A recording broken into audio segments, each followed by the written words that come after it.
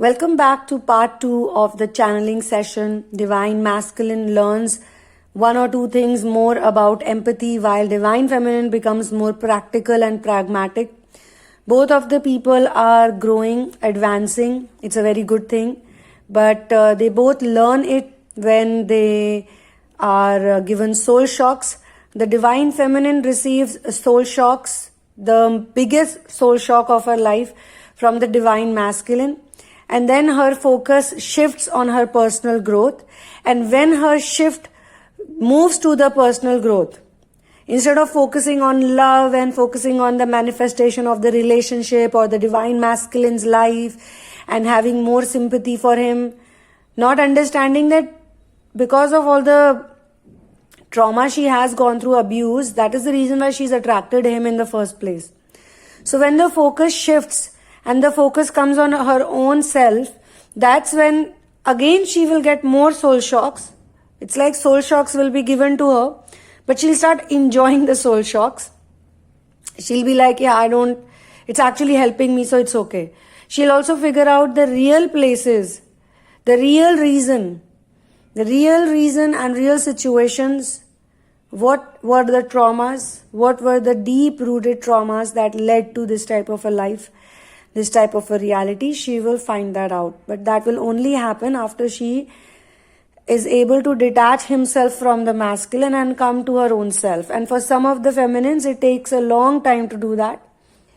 As I have said in the past, for some of you, I will tell you that show compassion, show love, show forgiveness, show kindness towards the Divine Masculine. And some of you, I will tell you, please don't focus on him at all. Please don't focus at all. Please focus on your life, on yourself. Why? Because everybody is on a different path, on a different trajectory. The place you are in, the stage you are in, that is determined, and based on that, you are given certain guidance or what to do, what not to do, depending on what you are feeling and what you are going through. So now, in their life, what is happening? The soul shocks are very important actually. They are very much required in this journey. Age and time duration has nothing to do with it. Because as I said, those people who in their contracts, on the earth contracts, they took up say 10 things, 10 difficulties, as compared to someone who took 5 difficulties, doesn't depend on age. So that's why I've also seen some people mature very young. But they still have certain lessons that will come with as the biology sets in. Then there are some people who learn the lessons when they get out of their comfort zone. The Divine Masculines are those people who don't want to get out of the comfort zone. So when they don't get out of the comfort zone, they will not grow. Who will they get out? Why will they get out of the comfort zone? When they are forced to do it. When the pain, when the trauma is too high. Just the way Divine Feminine also got out of a comfort zone because the pain and the trauma was too high. The soul shock was very strong. But since childhood she has gone through trauma and she has received a certain amount of healing as well. She got healed, 50% healed we can say, or a certain amount of healing was done. Then she met the masculine, but then the major lessons were still not done. So obviously he could not appreciate her for everything she was doing. And she also could not understand that he comes from a different world where things have to be given to him like straightforward. If you are going to assume that he will understand this or he will understand that, it will not work for him. And like I said, the Divine Masculines don't think that the third world economical problem can even exist. You know, like say you would want to do a road trip because you want to save money. You would take a train because you want to save money. But they would do a road trip or take a train because it's fun, you know, or it's a different experience, rather than going on the airplane or boarding the flight, right? So how does the sacral healing happen? Now some of you have been told by me and maybe by someone else also that the feminine needs the healing in lower 3 chakras. But that doesn't mean all her upper chakras are also functioning well. The simple problem is that the lower 3 chakras are immensely blocked. So first they will get unblocked. Because her heart chakra was working, that's why she got so deeply and intensely into love. Same thing is with him. Though his lower 3 chakras are not blocked, he has all the money, he has all the sexuality, he has all the confidence, but then it is also superficial confidence. It is not real confidence. There's a big difference in money and abundance. There's a big difference in having sex readily available for you as compared to only doing it with the person you love. There is a big difference in that, my friends. And same goes for the solar plexus, the confidence. They have the confidence. He has the confidence, like all the narcissistic people have, the grandiose types. Especially the grandiose are the ones who have a larger than life image of themselves. And this type of narcissism is seen in K-pop world. It is seen in Hollywood. It is seen in actors and pop stars, because they are constantly told that you are this and you are that and you are this and you are that since childhood. But when they get into the real world, when they get famous or when they get popular, and then they have to do certain things and they have to obligate people, like they are sent to all these rich people's parties to perform in their weddings and perform in their birthday parties, like somebody is a very big star, a very good artist, and he has to perform in front of people for money, where they're only there to take their autographs. They really don't care about the music or the depth or the intensity. It's just the label of fame is so attractive towards them, attractive on them, which pulls people towards them. So these are the things they learn with time, and then they realize, and then they go through depression. A lot of narcissistic people are very good actors, because narcissistic people are great in creating public image. So I have been recommending people to watch the tapes of Ted Bundy or Ted Bundy tapes, because he was a notorious sociopath who was also a narcissistic person. He would walk in and out of the court or in and out of the jail as if he's very privileged, he's very superior. And he was such a, crazy serial killer. He had killed so many women, but till the end, he did not confess it, and he made so many people believe that he was not the killer. Imagine, he was killing so many young girls, but young girls used to come to the court to watch him, because he would smile, he would wink, and he was very handsome. According to other people, he was very good looking and handsome.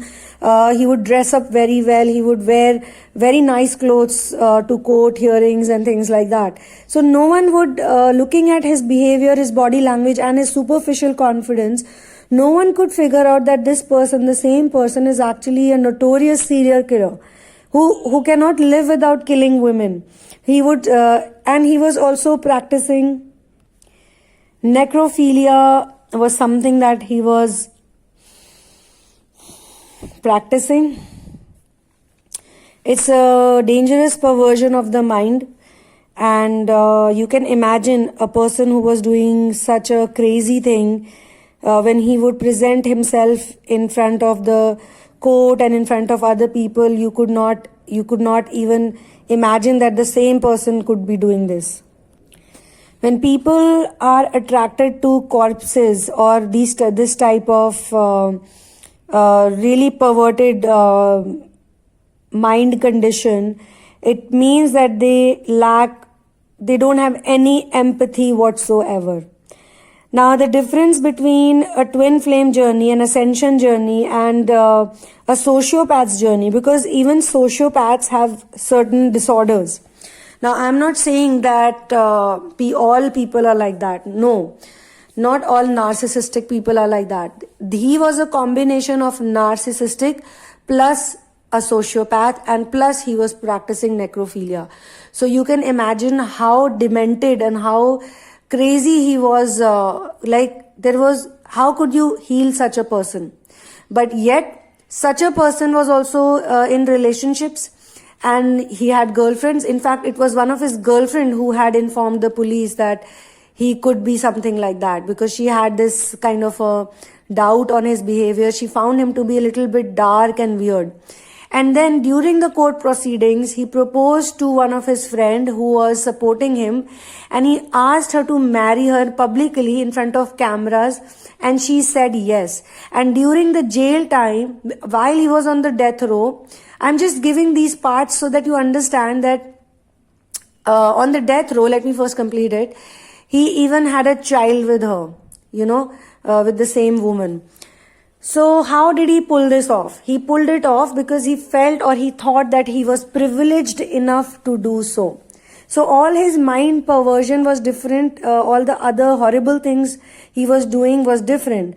But one of the element, which was narcissism, was actually supporting him in these acts, because narcissistic people, they think that they are always right and they are very privileged and they can do anything and everything. They are allowed to do anything and everything because they lack empathy. They have no empathy. Because of the twin flame journey, because of the ascension journey, the divine feminine, it's not easy to be divine feminine, my friends. It's not easy to be divine feminine. It's not easy. I'm not going to give you any fantasies, any big hopes like others do. Okay? Because when the narcissistic control is very strong, okay, it's one of the strongest control, and you cannot attract a narcissistic partner or a narcissistic relationship or a narcissistic divine masculine as well. And let me tell you, there are 4 different types of narcissism. The one that divine masculines are normally seen with is grandiose, but there are also other 3. So even the divine feminine could have traits of narcissism, but those would be the type of narcissism where you are a victim, where you are a helpless person, and you whenever you feel happy or whenever you are enjoying your life, you are put to guilt and shame. So you cannot feel happy or you cannot feel content without feeling guilty or without feeling like you are not good enough. Also, the empathy is missing in a person when they think that they know everything. They know everything and they know much more, but they don't have the life in control. I'll tell you, if you're, again, I'm not telling you to turn a materialistic person, but if you're still not financially secure, if you're still depending on other people for financial support or financial help or anything, that means still your root chakra is not healed. It is not healed no matter what you say, no matter what you do. So in that area of your life, and in your sacral area, if you are a person who can live easily without sex for the rest of your life, whether you get it or not is a different thing, because obviously those people who can live without it for the rest of their life happily will get it also. They'll get it through many opportunities, many options, but they'll not want to do it because it would not interest them. That is the only time your sacral chakra is healed. And if you are financially independent, if you're standing on your 2 feet, I don't mean physically standing, but in India, this is how they say it. It's colloquial English, you can say. When you're standing on both your feet and you're settled and you don't need other people to manage your expenses, you pay your own rent or you have your own houses or whatever it is. I'm just giving an example. Or even if you're involved in social activities, you're not collecting donations. When you're doing all of that, and also you're earning by the means via things that you love and you enjoy. So you're not basically working, but you're just being yourself. And that's how you contribute. When you're doing all these things, then you are in the abundance consciousness, which means your root chakra is healed finally. Before that, my dear friends, your root chakra is not healed. Same thing with sacral and the confidence. I'll tell you what is confidence. Today, in this channeling, I don't know why, but I'm guided to speak all of this. Confidence comes from your solar plexus, which is Manipura chakra, which is called City of Jewels. So when your City of Jewels is activated, you will face challenges. Challenges don't go anywhere, but you will recover very fast. Your recovery will happen in 5 minutes sometimes, 10 minutes sometimes, 1 hour, 1 night. You'll be sad for 1 night or something, but then you'll recover very fast. You'll not need the same things, the same people. Like, 10 minutes, within 10 minutes, you'll understand that I don't need these people, and it will amaze you. It will amaze you. You'll get very excited about it. You'll get epiphanies upon epiphanies. Even every single day you'll learn something. Every single day will be exciting. Every single day will have roller coaster of emotions. Morning something, evening something, afternoon something. This will go on and on and on, and then you'll be in balance. And there can also be sessions of it, like 1 month or 2 months this will happen, then 6 months of nothing happening, just your regular work.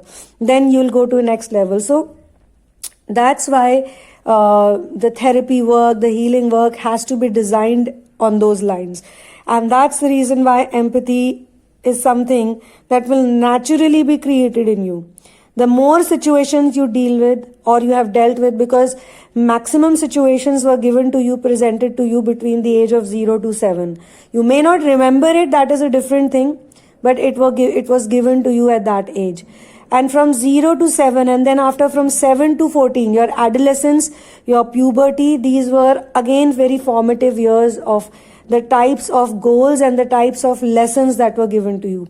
Maybe you learned to earn money at very young age, say 14 and 15, you were already earning money. So you figured out, you were a street smart kid. Or even younger, when you were a child, you learned 1 or 2 very important things about money, and that it helped you. But after coming to the twin flame journey, your understanding for materialism will change completely. And again, as I keep saying, I keep repeating, this will only happen after you are in the surrender stage. My friends, surrender stage is a very, very, very most important actually stage of this journey when you are going towards growth. So now how will he learn this? How will the sacral energy get enhanced? This sacral energy, because number one, the feminines will stop sharing their energy with people who don't love them or like them, or people who they're not naturally attracted to.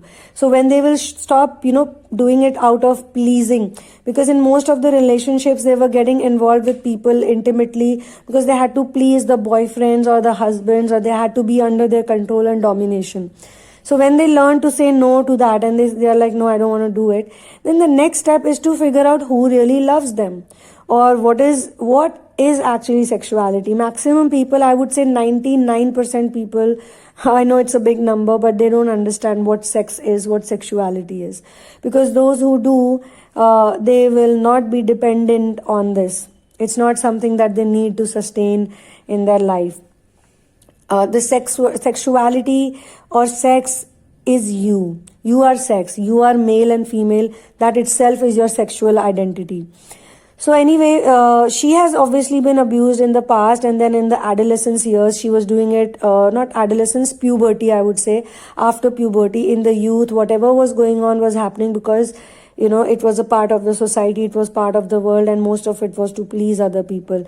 Even if she was getting some kind of gratification from it, some kind of orgasm from it, some kind of enjoyment from it, but it was more about, it was like trying to make good from bad situations.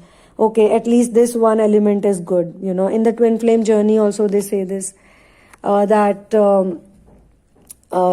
everything else is very bad, but especially with the false twin scenario, that the sexual gratification is there, and maybe that is the reason why even they get hooked on to the feminines, or the feminines are hooked on to them, because it's an intense emotion, it's an intense energy exchange. Okay, now how does the masculine understand abuse is when he gets into a karmic template, or he gets into all these on and off hookups during the long separation.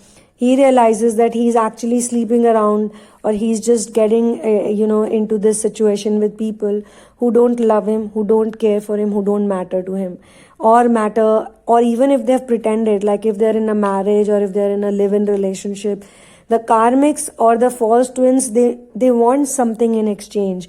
They are not unconditional lovers. They will not love him the way the feminines was loving him.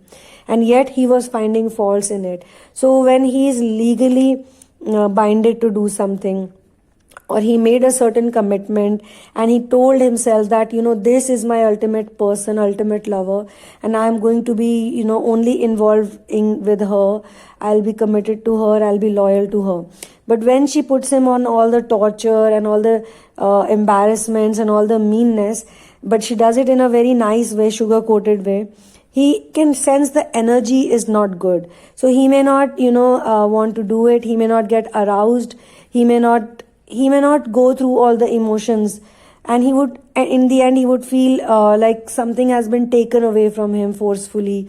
He will not like the whole experience, and he will actually think about the divine feminine even in those situations, that what I had with her was so beautiful, what I was doing with her was so loving and full of nurturing.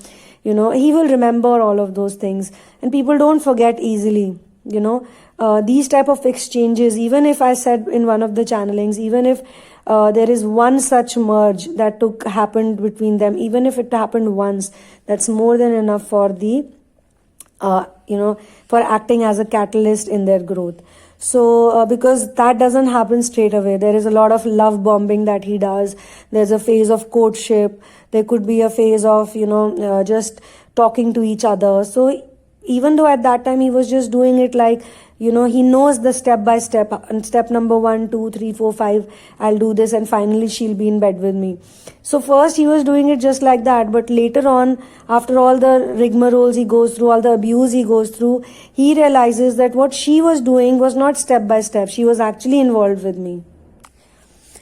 Or one more thing can happen, that the karmics will compare them with some ex-lovers, or they will bruise their ego, because they have a lot of ego about this, that I am so good in bed, and I am so attractive, and I am so handsome or good looking. Or if this energy is in the female gender, then she'll also have this whole thing, that I can do anything with this. This is my power, I can make a man go crazy because of this. I'm so sexually attractive, or I'm this or that. Or she would compare him with his own friends. Maybe she will cheat on him, or maybe she will be like, you cannot satisfy me in bed, and you are, because again, how can he satisfy? He's thinking about the feminine. After all these years of separation and fights and breaking up and going away, trying to contact her, but she's also not in the mood to talk to him anymore. He's going back and forth with the karmic also. And the karmic is, the karmic. She's like, no, I want something in return. So when she doesn't get that in return, she also becomes revengeful, or she also becomes difficult.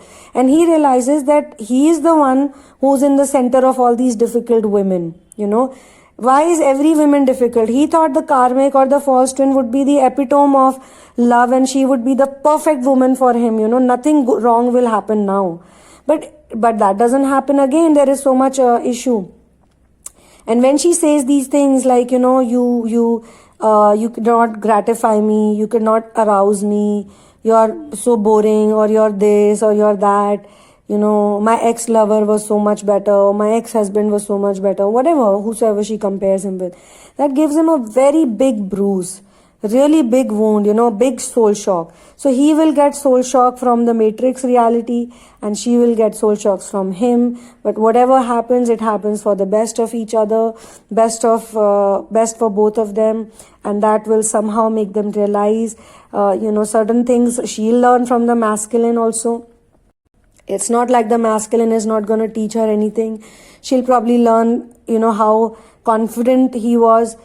Sometimes superficial confidence can also teach you a lot, because you'll notice in other people that they don't even possess those qualities, and yet they are so confident and they consider themselves worthy of love.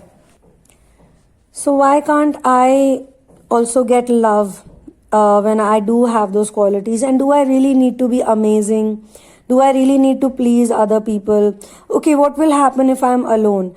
In practical experience also, she will be alone, because when you do the ascension work and when you drastically change, all the people who were surrounded by you, either they will run away. The universe will create a situation in your life, in everyone's life, that you will somehow, it's not going to be forceful, but that situation will happen, because the moment you do a mental release, or the moment you do a mental separation from toxicity, the physical will also be shown to you.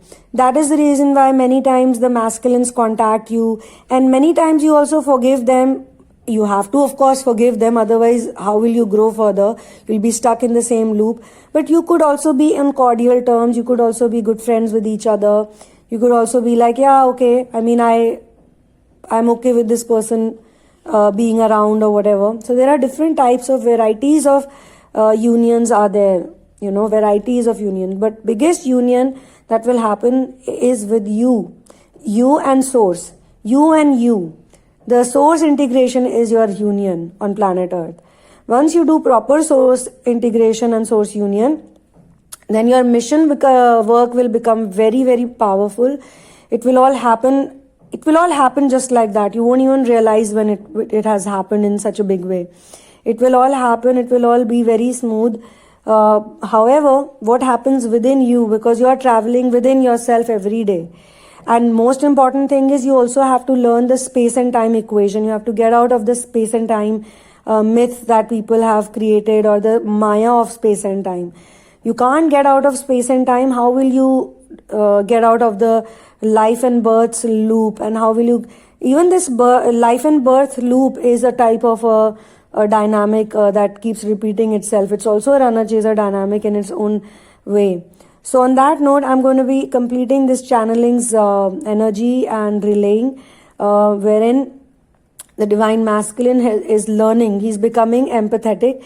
He has started receiving signals of empathy in his brain which were not present due to extreme amount of soul shocks. And she obviously was the catalyst, because somehow her entry in his life and his entry in her life has one thing led to another. So on that note, I'll end this channeling here. One love and peace out.